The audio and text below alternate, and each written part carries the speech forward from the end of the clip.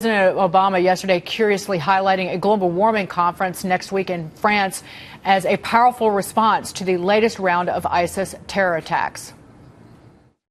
Next week, I will be joining President Hollande and world leaders in Paris for the Global Climate Conference. What a powerful rebuke to the terrorists it will be when the world stands as one and shows that we will not be deterred from building a better future for our children. Steve Forbes is here. He is the chairman of Forbes Media. Steve, please try and explain that to me. Maybe he's trying out as a scriptwriter for Saturday Night Live with that kind of thing. It's almost a caricature. But it's not funny. It isn't. It doesn't. And I think that's one reason why his poll numbers are starting to slip. People feel that he's not changing his strategy. His strategy has failed in the Middle East, failed in Europe, certainly is failing in Asia. And people are wondering, the world is going into chaos. When is this guy going to wake up and realize he's got to change his approach? Well, all right, so with what happened with the Russian fighter jet being downed by Turkey, where does that leave Russia in potentially joining this coalition? Certainly, Francois Hollande would be less enthusiastic, I would think, about bringing Russia in. It's, I think, about a 65-member coalition at this point. But we should point out that President Obama has at least refused this idea. President Obama has not been really in favor of bringing Russia into the fold, has he?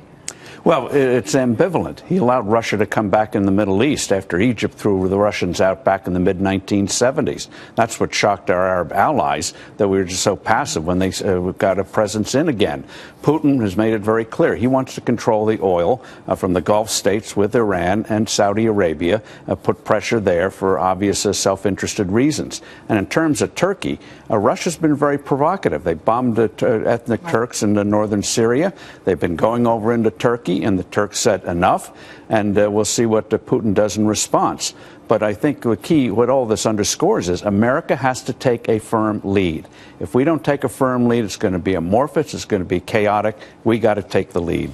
Steve, what does this mean to Americans back home? Is the developments in the Middle East, is this a threat right now to our economy, to our standard of living, or is this more about the United States standing up and taking a leadership role for the sake of people in the Middle East? It's going to have political consequences, which obviously has economic consequences. If you have security concerns about Saudi Arabia and the Gulf states, that is huge. And Europe's going to be taking note of that. We all know economically, even though with a microscope, you can find little slivers of a growth in Europe, but not enough to make a political difference. But this is going to hurt the economy. One reason why the IMF keeps downgrading growth, dollar growth in the global economy. Isn't this why Obama can take such a passive role? Because Americans aren't going to tune in until they see it, until we see it affecting our own way of life here, and we have an expansion. But on that note, do you sit back and wait for the homeland to be struck by terror? Is that what we're waiting for? Well, I think it's already happened. What happened in Paris, people feel if it could happen there with French intelligence, it could happen here.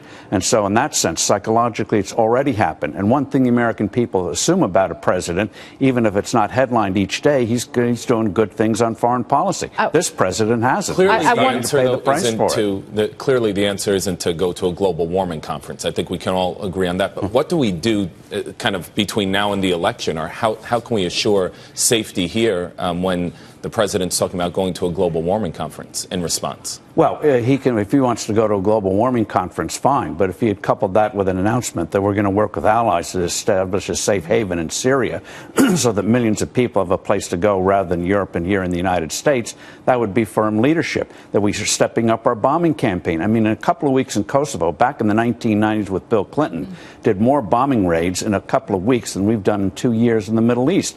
And the people there see that we don't have our heart in it. That's why ISIS looks so strong.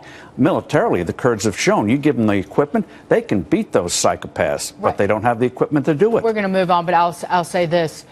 Listening to the president yesterday, I think people would listen more carefully and have more respect for what he said yesterday if he hadn't been so off base and so tone deaf right after the Paris terror attacks, essentially lecturing. Saying he's not calling President Hollande on the night of the attack, said, oh, he's going to be too busy. President of the United States, you don't call. I mean, it's nuts.